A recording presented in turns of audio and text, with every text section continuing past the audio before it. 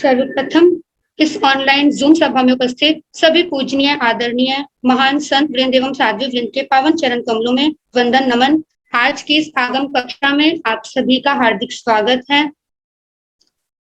आचार्य भगवान के पावन मंगलमय आशीर्वाद से और पूज्य उपाध्याय प्रवर की पावन प्रेरणा से आगम ज्ञाता उपाध्याय प्रवर पूज्य गुरुदेव श्री जितेंद्र मुनि जी महाराज साहब हम सभी को जिन वचनों का मर्म और रहस्य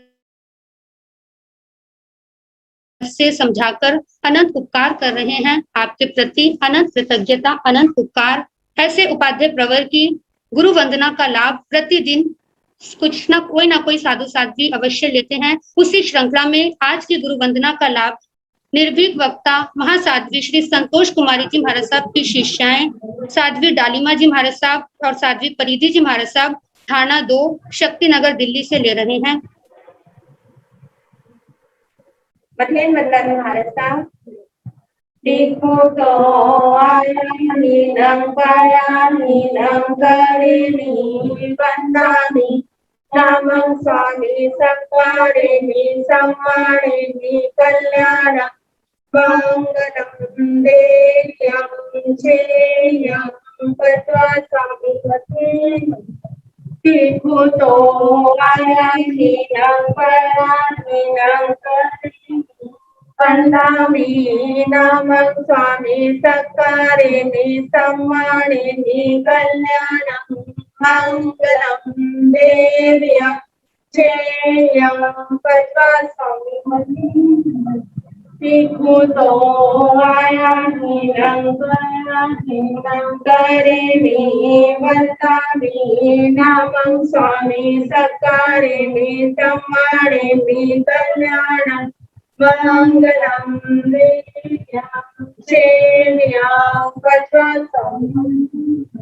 सुख साधा गुरुदेव आगम की कृपा करें।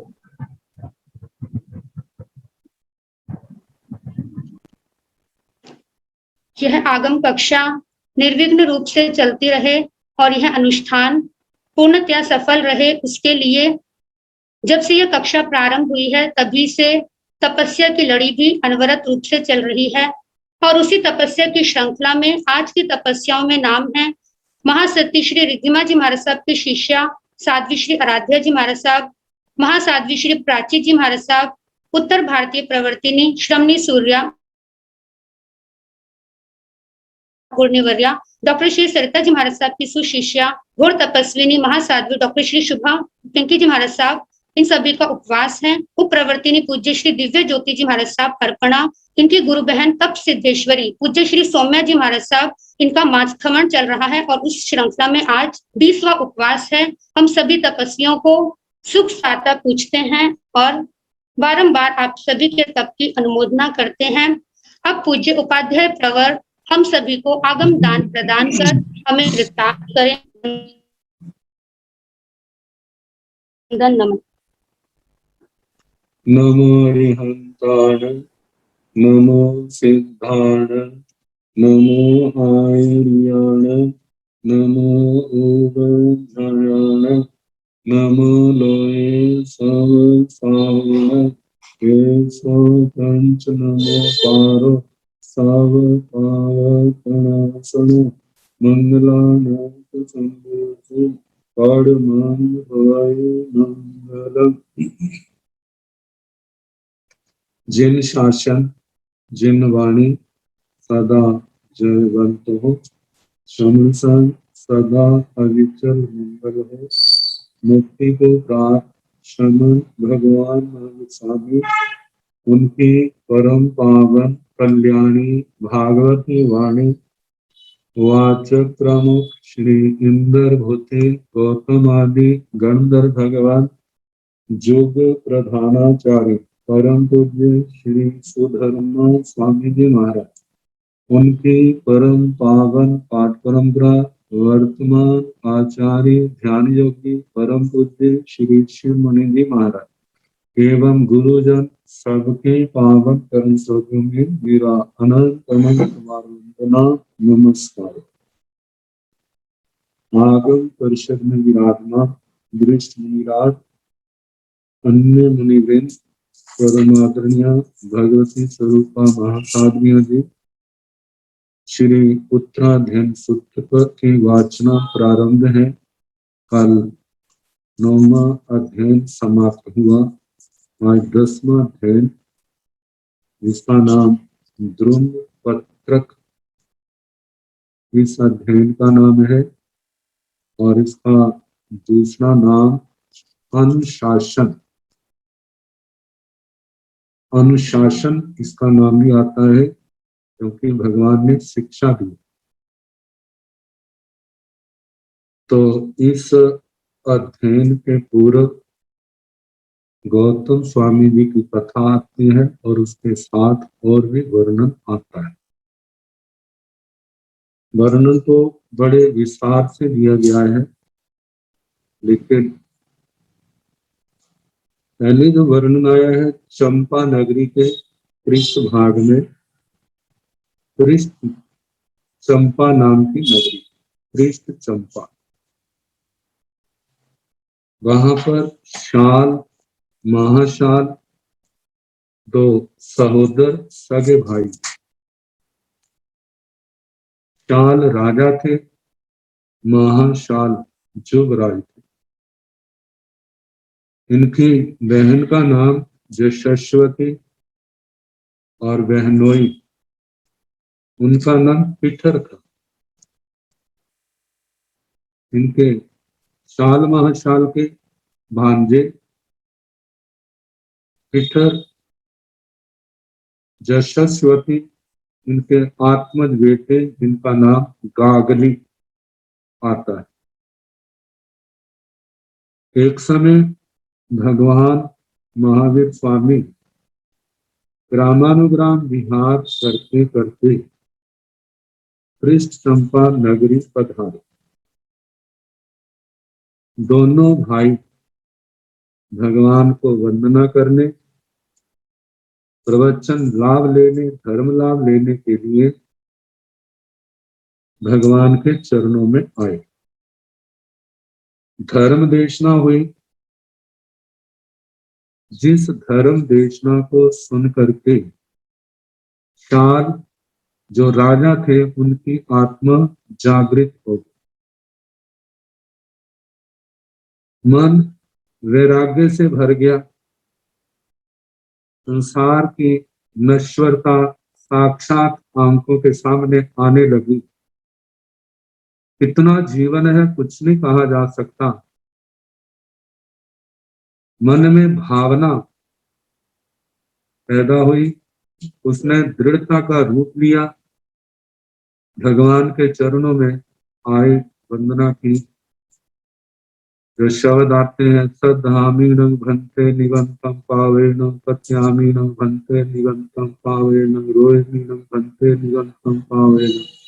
हे भगवान, हम निर्ग्रंथ प्रवचन के प्रति, मैं निर्ग्रंथ प्रवचन के प्रति श्रद्धा करता हूँ, विश्वास करता हूँ, रुचि करता हूँ। जैसा आप श्री ने फरमाया वैसा ही भगवान, मैं अपने आप श्री के पावन चरण सरोजों में जैन भागवती दीक्षा अंगीकार करना चाहता हूँ, लेकिन अपनी राज्य की जिम्मेवारियां अपने बड़े भाई को सौंप दूं। भगवान जो कहते हैं, आह सोहम देवानु की मां परिवर्तन करे हो, हे देवानु की जैसे आपकी आत्मा को सुख हो, विलंब ना करे। भगवान को वंदना करके शाल राजभवनों में अपने आए, अपने छोटे भाई से बात की, मैं दीक्षा लेना चाहता हूँ, आप इन सारी जिम्मेवारियों को संभालें। छोटे भाई कहने लगे, जिस राज्य को आप संसार वृत्ति का हेतु समझ करके छोड़ रहे हैं, तो आप मुझे क्यों दे रहे हैं? मैं भी आपके साथ ही दीक्षा लूंगा। दोनों ने संकल्प दीक्षा का लिया। अब राज्य को कौन संभाले? अपने भांजे गागली को बुलाया, उनको राज्य तिलक किया, सारी जिम्मेवारियां सौंपी और भगवान के चरणों में दोनों ने, शाल महाशाल ने दीक्षा दी। गागली ने अपने माता पिता को बुला लिया, वहां पर न्याय नीति पूर्वक शासन करने लगे और दीक्षा के उपरांत शाल महाशाल ने सभी मुनि राज्यों के पावन चरण स्रोतों में 11 अंगों का अध्ययन किया। विहार हो गया पृष्ठ चंपा से, ग्रामानुग्राम विहार करते इतने समय के बाद उन्हें भगवान का चंपा में पधारना हुआ। पृष्ठ चंपा पास थी, भगवान के चरणों में शाल महाशाल आए दोनों अणगार वंदना करके प्रार्थना करने लगे, भगवान यदि वहां कोई प्रतिरोध के योग्य हो पृष्ठ चंपा में तो हम वहां जाना चाहते। भगवान ने आज्ञा दी, लेकिन आज्ञा के साथ गौतम स्वामी जी को कहा कि आप इनके साथ जाइए। भगवान की आज्ञा से गौतम स्वामी जी महाराज श्री इंद्र भूति गौतम प्रथम गणधर शाल महाशाल इनके साथ विहार करते पृष्ठ चंपा पधारे। गागली राजा अपने माता पिता परिवार के साथ भगवान गौतम स्वामी जी के चरणों में आए, वंदना नमस्कार किया, धर्म देशना हुई। गागली उसके माता पिता प्रतिबुद्ध हुए। भगवान गौतम स्वामी जी के चरणों में प्रार्थना की कि मैं अपनी जिम्मेवारियां अपने बेटे को देकर के आप श्री के चरणों में दीक्षा लूंगा। भगवान गौतम स्वामी जी कहने लगे, जैसे आपको सुख हो। वही भगवान के शब्द, आह सोहम देवानु किया मां परिवंदन करे। वंदना करके वापिस आए, माता पिता से विचार विमर्श किया, कहते आप दीक्षा लेंगे हम भी दीक्षा लेंगे। अपने बेटे को राज तिलक किया, राज्य की जिम्मेवारियां संभाई और भगवान गौतम स्वामी जी के चरणों में दीक्षा ली। दीक्षा के बाद विहार हुआ। कैसी कर्णहार जीव थे, आगे आगे गौतम स्वामी जी, पीछे वो पांचों आ रहे हैं, साथ में और भी होंगे, लेकिन इन 5 का अधिकार आता है। शाल महाशाल बड़े प्रसन्न हैं, हमें अपनी यात्रा में सफलता मिल गई। इनको प्रतिबोध हुआ, देवी संसार को तरेंगे। चलते चलते इतने विशुद्ध परिणामों की धारा आत्मा में उठी है। कथाकार कहते हैं शपक श्रेणी का आरोहण दोनों अणगारों ने किया। केवल ज्ञान केवल दर्शन पैदा हुआ और दोनों भाई सर्वज्ञ सर्वदर्शी बन गए। लेकिन गौतम स्वामी जी के साथ विहार कर रहे। गागली उसके माता पिता कहते देखो हमारे भाई कितने परम उपकारी, पहले हमें राज्य दिया, अब हमें तीनों लोगों का राज्य, संयम का राज्य दिया, कितना उपकार किया। अलकर्मी होने के कारण, निर्मल आत्मा होने के कारण से उनकी भी परिणामों की धारा निर्मल होने लगी और तीनों ने क्षपक श्रेणी का आरोहण किया और उन्होंने भी पहले मुनि कर्म का क्षय किया, कि ज्ञानावरणीय दर्शनावरणीय अंतराय का क्षय होते 13वें गुण स्थान में आए, वो भी केवली बन गए। विहार चल रहा है। जिस समय समशरण में भगवान के चरणों में आए, भगवान गौतम स्वामी जी वंदना करने लगे और उन पांचों ने भगवान की परिक्रमा ली। परिक्रमा करके केवली भगवंतों की परिषदा में चले। जब गौतम स्वामी जी ने उठ करके देखा कहाँ गए, जब देखा केवलियों की परिषदा में जा रहे हैं, केवलियों की परिषदा में जा करके आपके अंदर वो योग्यता नहीं, आप कैसे जा रहे हैं, उनकी आशातना ना करो। भगवान महावीर स्वामी कहने लगे, हे गौतम केवलियों की आशातना ना करो। भगवान क्या इनको केवल ज्ञान हो गया? कहते हाँ भगवान केवल ज्ञान हो गया। गौतम स्वामी जी की आत्मा कहते धैर्य खो बैठी, मेरे द्वारा प्रतिबोधित संत तो केवली बन गए, लेकिन मेरे को केवल ज्ञान नहीं हुआ। भगवान इसको कहते हैं सांत्वना के शब्द, हे गौतम, आपके केवल ज्ञान में मेरे प्रति जो आपका अनुराग है वही बाधक है। कहते हैं 4 प्रकार का चटाइयां हैं।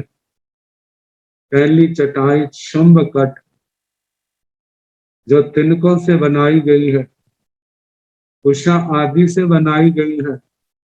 दूसरी बिदल कट, बांस या बेंत को उनको काट करके उनके छिलके बना करके पत्तियों का रूप बना करके चटाई बनाई जाती है। तीसरा चरम कट, जिसकी बुनाई चमड़े के रस्सी से हो या तांतों से हो, वह चरम कट। और चौथा है कंबल कट, ऊन, सूत, रेशम या सन आदि की सूक्ष्म तंतुओं से जिसकी बुनाई की गई हो। कहते हैं इनकी गांठें भी लगाई जाएं तो पहली गांठ तो आसानी से खुल जाती है, दूसरी गांठ को खोलने में जोर लगता है, तीसरी गांठ को खोलने में और जोर लगता है, लेकिन चौथी गांठ को खोलने में सबसे ज्यादा जोर लगता है। ऐसे ही संसार के संबंध है, ऐसे गुरु शिष्य के संबंध होते हैं। कहते हैं पहले संबंध सराग अवस्था में ज्ञान दर्शन चारित्र तक की वृद्धि का कारण बन जाते हैं, लेकिन जब आत्मा जथा ख्यात चारित्र के पास पहुंचने को होती है तो यही संबंध, जे राग के अनुबंध जो है, चाहे प्रशस्त राग है, लेकिन जथा ख्यात चारित्र की प्राप्ति में बाधक हो जाता है। हे गौतम, हमारा जन्म जन्म का चिर संसिद्धो से आप मेरे से चिरकाल से संश्लिष्ट है, परिचित है। ऐसे कहा जाता है जिस समय भगवान त्रिकृष्ण वासुदेव के रूप में थे, उस समय गौतम स्वामी जी का रथ सारथी के रूप में जीव था। ऐसे अनेक स्थानों पर परिचय होने के कारण से कहा जाता है कि हमारा जो परिचय, मैं तो वीतरागता को प्राप्त हो चुका हूं, लेकिन आपका बंधन नहीं टूटा। लेकिन जब मैं इस शरीर को छोड़ दूंगा, इस शरीर को छोड़ने के बाद आप भी क्या होंगे, मतलब इस शरीर को छोड़ने के बाद हमारी दोनों की आत्मा जो है सिद्ध अवस्था के रूप में होगी। ये तो अपनी परंपरा में इस वर्णन को विशेष करके सुनाया जाता है। दूसरी कथा जो है, वह तो मंदिरवासी परंपरा में ज्यादा परिचित है, जहां पर 1500 तापसों का वर्णन आता है, और उसके अंदर कई ऐसी धारणाएं हैं जिनको अपनी स्थानकवासी परंपरा जो है स्वीकार नहीं करती, लेकिन एक जानकारी की दृष्टि से उसको मैं सुनाने लगा हूं। कहते हैं उस समय कुछ देवता आपस में चर्चा कर रहे थे कि आज भगवान ने सुनाया, ये हमारी परंपरा नहीं मानती, कि जो अष्टापद पर्वत पर जहां पर भगवान ऋषभ का निर्वाण हुआ, वहां पर स्तूप है, वहां पर चैत्य है, वहां पर उनके स्मृति स्थान है। जो वहां पर चला जाता है कोई साधु, वह पर्वत किसी असाधु को अपने पास शाम को रहने नहीं देता, लेकिन जो वहां चला जाता है वह चरम शरीरी होता है, ऐसी मान्यता। जब गौतम स्वामी जी ने सुना तो उनके मन में भी आया, मैं भी जाऊं और वहां पर रहूंगा, मैं चरण शरीरी हूं या नहीं हूं, ये सारा बोध हो जाएगा। भगवान से आज्ञा मांगी तो कहा जाता है भगवान ने इसलिए आज्ञा दी कि वहां पर 1500 साधक, कौंडिन्य आदि 500 के 3 ग्रुप हैं और 500 और एक एक उनके प्रमुख हैं, उनको प्रतिबोध होगा इनके जाने से, इसलिए उन्होंने आज्ञा दी। तो कहा जाता है विहार करते करते जब उस पर्वत के पास पहुंचे तो तीनों श्रेणियां, एक तो तेले तेले पार न करने वाली थी, एक बेले बेले पार न करने वाले थे, एक एकांतर उपवास पार न करने वाले थे। एकांतर उपवास करने वाले पारने में कंद मूल आदि का सेवन करते थे। बेले बेले पर पार न करने वाले साधु वे परिव्राजक, वे सन्यासी जो है वृक्षों से गिरे हुए पत्तों के से केवल अपना आहार करते थे। और जो तेले तेले करने वाले संत हैं, वे सन्यासी हैं, जो सूखी सेवाल होती है उसका आहार करके केवल पारना करते हैं। तो व्रत करने वाले तो पहली श्रृंखला तक पहुंचे थे, मेखला तक, बेले वाले दूसरी तक, तेले वाले तीसरी तक पहुंचे। जब गौतम स्वामी जी आए, उनके संबंध में कहा जाता है वे जंघाचारण लवधि से संपन्न थे। और उनको देख करके, दूर से देख करके कहते, जे भी इस पर्वत पर आरोहण करेंगे, हमारे जैसे कृष शरीर वाले, इतनी घोर तपस्या करने वाले भी इससे आगे नहीं जा सके, तो ये कैसे जाएं? लेकिन उन्होंने क्या देखा कि गौतम स्वामी जी, अभी तो नहीं जानते गौतम इनका नाम ये है, अपनी जंघाचारण लब्धि के कारण कहते ये तो ऊपर आ रहे हैं, ये तो हमारे पास पहुंच गए, ये तो आगे चले गए, ये तो शिखर पर पहुंच गए। ऐसी दिव्य शक्ति से संपन्न वे आंखों से ओझल हो गए। अब वो विचार करते हैं जब ये नीचे आएंगे तो हम इनको अपना गुरु बनाएंगे, इनके हम शिष्य बनेंगे, इनके अनुशासन में रहेंगे। और गौतम स्वामी जी ऊपर जा करके जो उन्होंने देखना था, वहां पर स्तूप है जिनका वर्णन जम्बूद्वीप प्रज्ञप्ति में वर्णन आता है, और वहां पर चैत्यों का वर्णन नहीं आता, लेकिन उनकी कथा के अनुसार वहां सारे वो गए हैं और एक स्थान पर बैठे। वहां पर वैश्रवण देव अपने साथियों के साथ वहां पर आए, गौतम स्वामी जी को देखा, वंदना की, चरणों में बैठ गए। धर्म देशना प्रारंभ हुई और उस धर्म देशना में संतों के त्याग विराग में जीवन का, उनका आहार कैसे रूखा सूखा होता है और उसके कारण से कैसा उनका शरीर कृश होता है, जब इसका वर्णन किया तो वैश्रवण देव कहते हैं मुस्कुरा उठे, कहते हैं कैसा वर्णन कर रहे हैं, लेकिन गौतम स्वामी जी का शरीर तो बड़ा हृष्ट पुष्ट है। लेकिन गौतम स्वामी जी ने मन प्रेम ज्ञान के द्वारा ये सारा जान लिया और उसी कथा के अंदर उन्होंने श्री ज्ञाता धर्म कथा सूत्र के 19वें अध्ययन का वाचन किया। पुंडरीक और कंडरीक, कहा कि इसका संबंध शरीर की कृशता और इसके पुष्ट होने से संबंध नहीं, जहां पर साधना का संबंध आत्मा के विशुद्ध अध्यवसायों से। कंडरीक का शरीर कितना कृश था साधना तपस्या के द्वारा, लेकिन उसके परिणाम बिगड़ गए और बिगड़ने के कारण से कैसे आने वाले समय में वो 7वीं नरक में जन्म लिया पतित होकर के। और पुंडरीक जिनका शरीर तो हृष्टपुष्ट था, लेकिन विशुद्ध परिणामों के कारण से अपने भाई को गिरा देख करके स्वयं उसके भेष को लेकर के गुरुओं के चरणों में पहले स्वयं संयम लिया, फिर गुरुओं के चरणों में जाकर के पुनः संयम लिया और चलते समय जो अभिग्रह किया था, जब तक मेरे गुरु जी के दर्शन नहीं होंगे मैं उनके दर्शन करके पुनः चरित्र लेकर के पुनः क्या करूंगा, फिर पारना करूंगा। और ऐसा किया और पारने के बाद रात को हृदय में शूल रोग हुआ, वहां वेदना हुई, बड़ी समता रखी और विशुद्ध परिणामों से भाव पूर्ण करके वो 26 में देवलोक में उनका जन्म हुआ और एक जन्म लेकर के मोक्ष में जाए। जब उन्हें परिणामों के संबंध में, विशुद्ध ध्यान के संबंध में बताया कि आत्मा की विशुद्धि के लिए, अकर्मों के बंधनों को तोड़ने के लिए विशुद्ध परिणामों की धारा का, विशुद्ध ध्यान का कितना महत्व है, तो विश्रमण देव बहुत प्रसन्न हुए।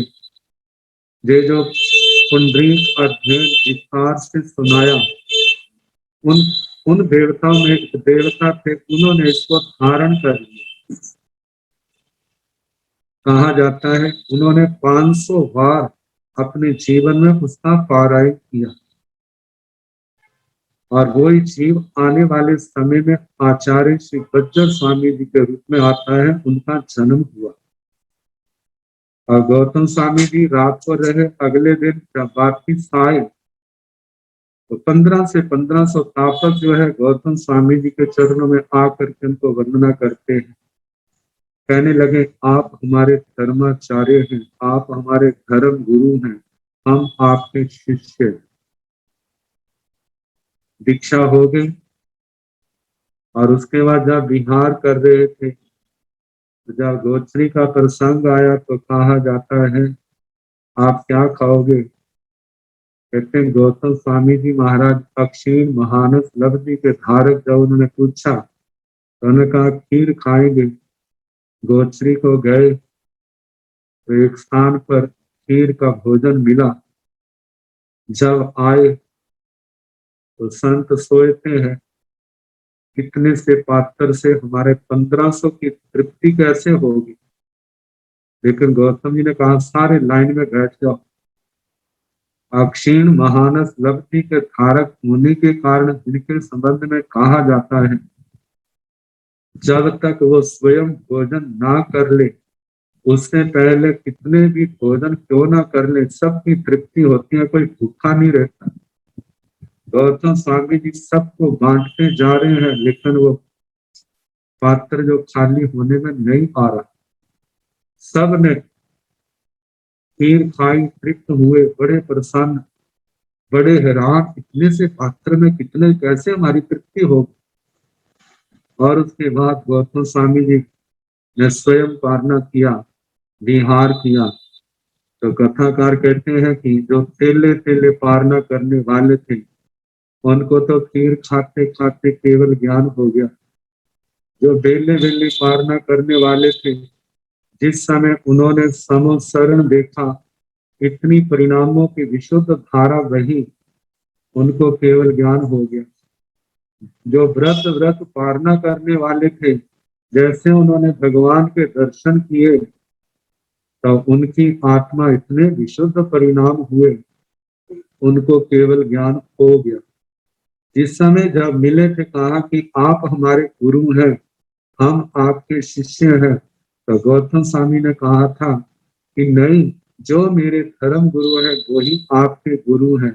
तो कहने लगे ऐसे लब्धि संपन्न, ऐसे तेजस्वी क्या आपके भी गुरु हैं? कहते हैं हाँ, मेरे धर्माचार्य धर्म गुरु मेरे भगवान श्रमण भगवान महावीर स्वामी है। तो कहा ऐसे चलते 1500 को, मतलब 501 का संघाड़ा है, तो 1503 को केवल ज्ञान हो गया।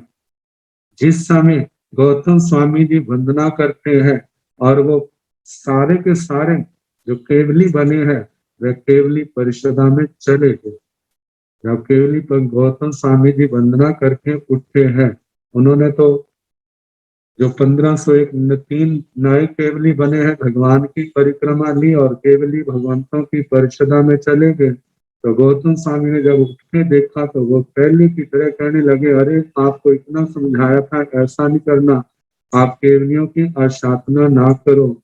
तो भगवान ने कहा कि हे गौतम, केवलियों की अशातना ना करो। जिस कहा भगवान जी क्या केवली हो गए? कहते हैं हाँ केवली हो गए। तो उस समय उनका धैर्य का बांध टूटा, भगवान मेरे प्रतिबोध शिष्य तो केवली हो रहे हैं, लेकिन मेरे को केवल ज्ञान क्यों नहीं? तो उस समय भगवान ने जो पहले 4 प्रकार के कट चटाइयों की बात सुनाई, वो सुनाई और जे कहा कि हम इस शरीर को छोड़ने के बाद दोनों क्या बनेंगे? एक समान होंगे। तो उस समय कहा जाता है इस अध्ययन का जो उपदेश गौतम स्वामी को सामने रख करके भगवान ने कहा था कि समयम गोयम माप माया, हे गौतम समय मात्र का भी प्रमाद ना करो। इस प्रारंभ करने से पहले एक बात आती है, आगमों के अंदर ऐसा वर्णन आता है कि भगवान से पूछा है भगवान आपके कितने शिष्य सिद्ध होंगे, तो कहा जाता है 700 केवली। 700 केवली मतलब साधु रूप में जो है, और 1400 साधवियां जो केवली होकर के मोक्ष में गए, तो कहा ये तो 1501 हो गए, इनको कैसे कहा जाएगा।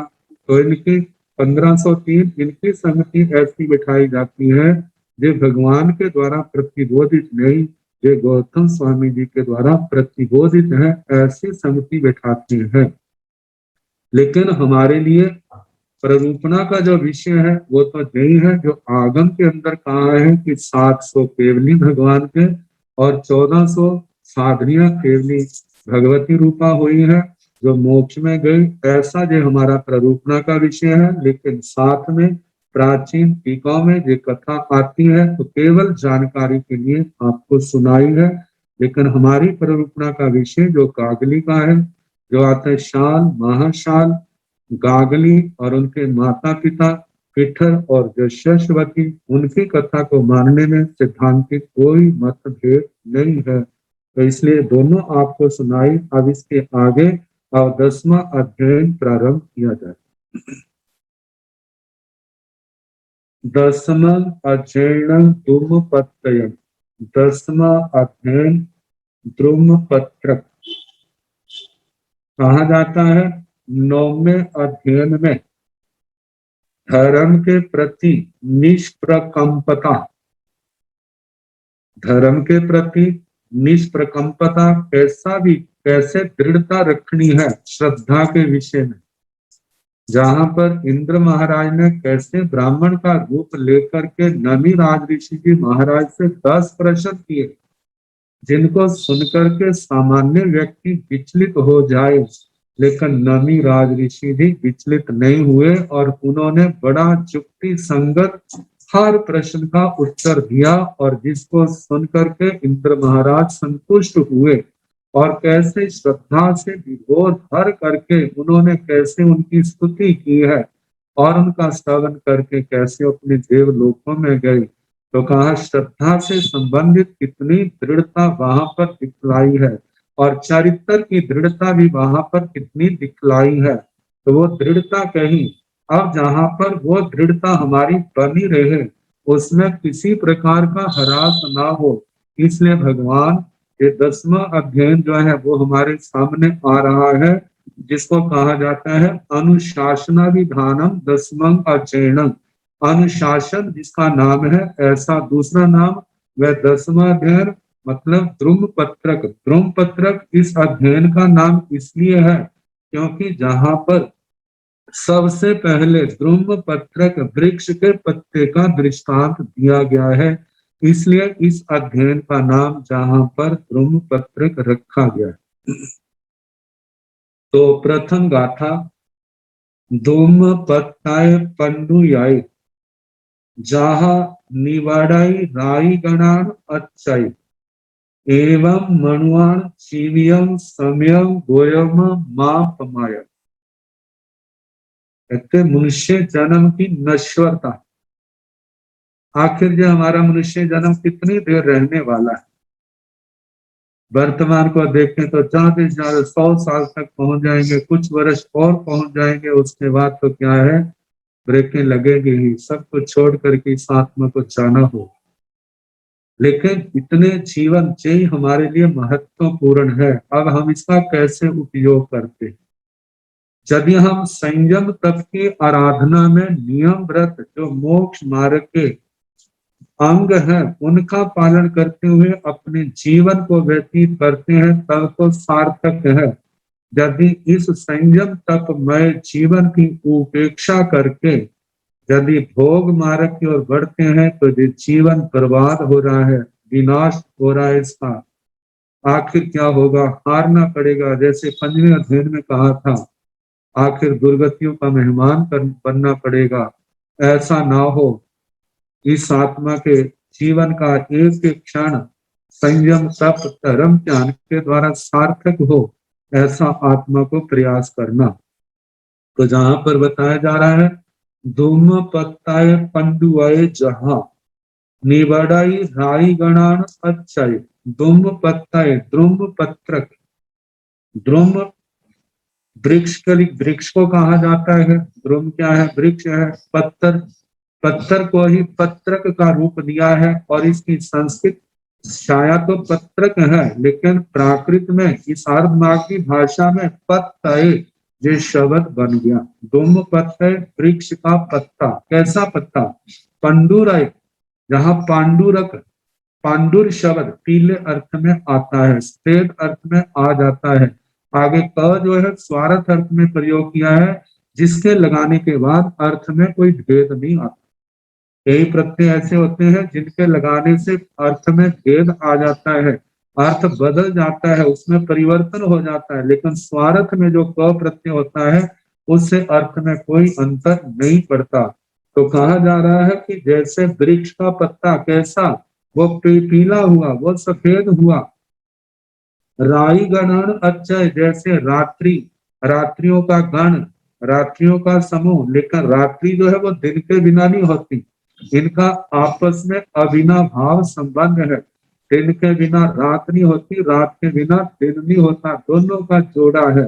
जैसे दिन रात के बीतने पर जहां निबड़ई, जैसे वो वृक्ष का पत्ता पीला होने पर गिर जाता है, वृक्ष से अलग हो जाता है, एवं मनुआन जीवियम, ऐसे मनुष्यों का जीवन है।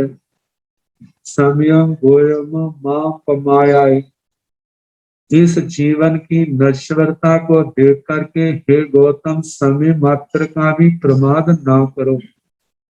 गौतम स्वामी जी महाराज का जो प्रथम गणधर है श्री इंद्र भूति गौतम जी महाराज, जिनके जीवन में प्रमाद तो नहीं है, जब से दीक्षा ली है बेले बेले पारना करते हैं। कहते हैं केवल द्वादशांगी वाणी के ज्ञाता ही नहीं, रचयिता है, सूत्रकार है और चार ज्ञान के धनी है। उनके जीवन में ऐसा प्रमाद हो, ऐसा नहीं कहा जा सकता, लेकिन कहा जाता है गौतम स्वामी जी सामने है, लेकिन गौतम स्वामी जी के लक्ष्य लेकर के जो कहा गया है, लेकिन संदेश जो है वह हर साधु साध्वी के लिए है, जो मोक्ष मार्ग का प्रतीक है, जिसने लक्ष्य बनाया है मैंने निर्वाण को पाना है, मैंने संसार को पार करना है, मैंने इसी जन्म में जन्म मरण के बंधनों को तोड़ना है, सिद्ध गति को प्राप्त करना है, जितनी जल्दी से जल्दी हो सके मैं संसार को पार कर जाऊं। मानो इस जन्म में पार ना भी हूं तो अगला जन्म जो है उसके अंदर तो मेरा काम जरूर हो जाना चाहिए, लेकिन ये कब होगा? यदि हमारे जीवन में प्रमाद होगा तो ऐसा संभव नहीं होगा। यदि हम प्रमाद छोड़ देते हैं, प्रमाद छोड़ करके साधना के मार्ग पर बढ़ते हैं, तो हमारे को अपने लक्ष्य की जल्दी प्राप्त होगी। वह इस जीवन में भी हो सकती है, मानो इस जीवन में नहीं तो कुछ जन्मों के अंदर ही जे आत्मा संसार सागर को पार करने की अधिकारी बन जाएगी। तो कहा जाता है कि ऐसे मनुष्यों का जीवन है। समय गोयम मां पमाए, हे गौतम समय मात्र का भी प्रमाद ना करो, समय आत्मा का अनमोल धन है। कहते हैं ऐसा अवसर है, इसका हम सदुपयोग करें तो हम हीरो नायक बन सकते हैं, और यदि हम इसका सदुपयोग ना करें, दुरुपयोग करें तो खल नायक भी बन जाएंगे, हारे हुए बनेंगे, कुछ भी हमारे हाथ में अच्छा नहीं होगा, जो होगा वो बुरा ही बहुत बुरा होगा। तो इसलिए कहा जाता है जो आत्मा एक एक समय का हिसाब रखता है, मेरा एक भी समय व्यर्थ नहीं जाना चाहिए, और समय एक ऐसा काल का अंश है, इतना सूक्ष्म है कि हम लोग तो उसकी कल्पना भी नहीं कर सकते। कहा जाता है कि केवल एक आवली का मात्र में जघन्य युक्त असंख्यात समय होते हैं, और आवली का कितनी बारीक है, 1 सेकंड से भी बहुत बारीक है। जैसे नाड़ी की धड़कन जितने समय में सूक्ष्मपन के 17.5 जन्म मरण बीत जाते हैं। तो जब 17.5 जन्म मरण बीत जाते हैं तो एक जीवन का कम से कम टाइम जो है वह 256 आवलिका का है। जब एक जीवन का काल 256 आवलिका का है तो 17.5 का कितना होगा? तो जो नाड़ी की धड़कन है जिसका समय 1 सेकंड से भी कम है, तो आप अनुमान लगाएं कि कहाँ आवलिका, और आवलिका के बाद भी कितनी देर के बाद वह समय आएगा कि वह इतना सूक्ष्म अंश जिसके केवली भगवान भी आगे जो है टुकड़ा नहीं कर सकते। जैसे परमाणु जो है उद्गल का चरम अंश है जिसके आगे टुकड़े नहीं होते, ऐसे काल का चरम अंश जिसके आगे टुकड़े ना हो तो वो क्या है? समय है। तो कहा जाता है कि वे तो सूक्ष्म दृष्टि से वो समय है, और व्यवहार में हम देखें तो वो समय तो हमारी पकड़ में नहीं आता। तो हम ऐसा कह सकते हैं, समय का मतलब क्षण मात्र का भी प्रमाद ना करो। ये क्षण मात्र का भी प्रमाद जो है आत्मा को अपने लक्ष्य से दूर रखने वाला हो सकता है। तो जैसे कहा जाता ना, लव सप्तम देव है, यदि उनकी 7 लव की आयु और होती तो इसी जन्म में वो क्या करते? कर्म क्षय करके सिद्ध गति को प्राप्त हो जाते। लेकिन 7 लव की आयु कम होने के कारण से उनको 2 जन्म और धारण करने पड़े। एक तो जहां से लेकर के लव सप्तम 33 सागरोत्तम की आयु का भाव, और उसके बाद फिर मनुष्य का भाव, इतना टाइम और बढ़ गया। यदि उन्होंने 7 लव के समय को प्रमाद में ना गवाया होता, जब 7 लव पहले दीक्षा दी होती तो इसी जन्म में उनका ये कार्य संपन्न हो जाता। तो कहा जब इतना समय इतना हमारे को विलंब कर सकता है तो जीवन में कितना प्रमाद के अंदर चला जाता है। तो कहा जाता है भगवान हर साधक को, जो मोक्ष मार्ग का पथिक है, उसको निर्देश दे रहे हैं कि देखो कितने पुण्यों के योग से आपको ये मनुष्य जन्म मिला है। इसका हम धर्म ध्यान के द्वारा, संयम तप की आराधना के द्वारा इसको हम सार्थक करें। क्योंकि 14वें अध्ययन में आएगा कि जो जो दिन रात धर्म आराधना करने में जाते हैं वही सफल है, और जो बिना धर्म आराधना के जाते हैं उनकी कोई कीमत नहीं है, वो असफल है। तो इसलिए कहा जा रहा है जैसे वो वृक्ष का पत्ता पीला होने पर, दिन रात बीतने पर अपने स्थान से गिर जाता है, ऐसे ही मनुष्यों का जीवन है। जैसे वृक्ष का पत्ता एक कोम्पल के रूप में आया है, फिर उसके बाद पहले जब कोम्पल के रूप में आया है तो उसके अंदर लालिमा है। जैसे समय व्यतीत होता जा रहा है उसके अंदर हरापन आ गया है, और जैसे और समय बीता है तो उस समय फिर उसके अंदर पीलापन आने लग पड़ा, और एक समय ऐसा आया कि अपने ही बोझ से वो क्या हो गया? वृक्ष से अलग होकर नीचे गिर गया। कहा ये तो वो है जो लगातार रहा है। इस टाइम के अंदर कितने वहां पर यदि जोर की, जिस समय कोम्पल के रूप में है, कभी आंधी चली, कोई किसी ने काट दिया, या किसी का आंधी के कारण से वो टूट गया है, वो नीचे गिर गया, लेकिन इतनी आंधियां आदि सहने पर भी मानो पत्ता लगा रहा है, तो आखिर कितनी देर तक रहेगा? वो समय दूर नहीं है जब वो हरा होने के बाद उसके अंदर कठोरता आएगी और उसके अंदर पीलापन आएगा, और एक दिन जो अपने बोझ से, जो हवा के थोड़े से झोंके से वो क्या हो जाएगा? गिर जाएगा।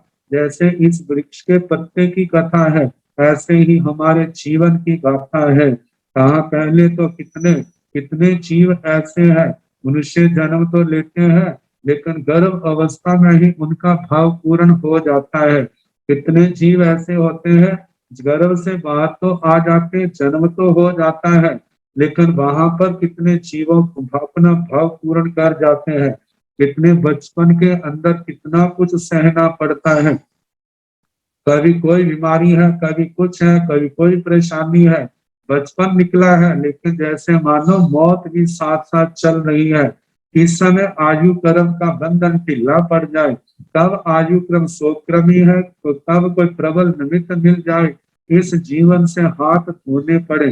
कदम कदम के ऊपर मृत्यु का साया है, आत्मा इसकी ओर ध्यान ना दे, ये उसकी अज्ञानता मूढ़ता है। लेकिन ये मौत का साया तो आत्मा के साथ साथ चल रहा है। जैसे बचपन में कितने किशोरावस्था में, कितने जवानी में, और कितने प्रौढ़ अवस्था में, कोई वृद्धावस्था 70, 80, 90 तक कितनों के क्या हो जाते हैं, जिसको कहते हैं टिकट कट जाता है, भाव पूरा कर जाते हैं। 100 वर्ष से भी बड़े हैं, 110 पहुंच जाएंगे, 20 पहुंच जाएंगे, 30 पहुंच जाएंगे। जब भी हम शास्त्रों के शब्दों को देखें, इस पंचवें आर्य के शुरू में ज्यादा से ज्यादा आयु कितनी है? ज्यादा ज्यादा 100 वर्ष जाधेरी कहा जाता है। तो जाधेरी के लिए कहा जाता है वो 2 गुना से कम होती है। तो 100 का 2 गुना 200 वर्ष है। मतलब 200 वर्ष तो पार करना तो संभव किसी भी बात से संभव नहीं है। 100 पर ही पहुंचना मुश्किल है। आगे कोई लंबी आयु वाला हो तो कितना आगे तक बढ़ेगा। आखिर एक दिन आएगा सब कुछ छोड़ करके जहां से उसको चलना पड़ेगा। तो कहा ऐसे नश्वरताओं से, कितनी मुसीबतों से ये मनुष्य जन्म घिरा हुआ है। अब इसको हम धर्म ध्यान के द्वारा, संयम तप के द्वारा इसको हम सफल करने का प्रयास करें। तो भगवान का जो संदेश है कि हे गौतम तो सामने, लेकिन हे भक्त आत्मा, हे मोक्ष मार्ग के पथिक, इस संयम आराधना में, इस मनुष्य जीवन को सफल करने में आप समय मात्र का भी प्रमाद ना करो। ऐसा भगवान का पहली गाथा में संदेश है। अब इसके आगे कहा है कुसज्ञ जह ओस बिंदुए थोम चित्थाई लंब मानाय एवं मनुआन जीवियम समयम गोयम माप मायाय। दूसरा दृष्टांत दिया जा रहा है, जैसे कुशा के अग्र भाग में ओस का बिंदु है, जह जैसे कुशा के अग्र भाग में ओस बिंदु है, ओस की बूंद जो है, कहते थोबम चिट्ठाई लंब मानाय, वो लटकती हुई थोड़े काल तक, थोबम स्तोकम स्तोक, थोड़े स्तोक का मतलब थोड़े समय तक चिट्ठाई स्थित होती है। कहते जैसे उसका जीवन, उस बूंद का जीवन आखिर कितना है। पहले तो उसके साथ कितनी अस्थिरता है।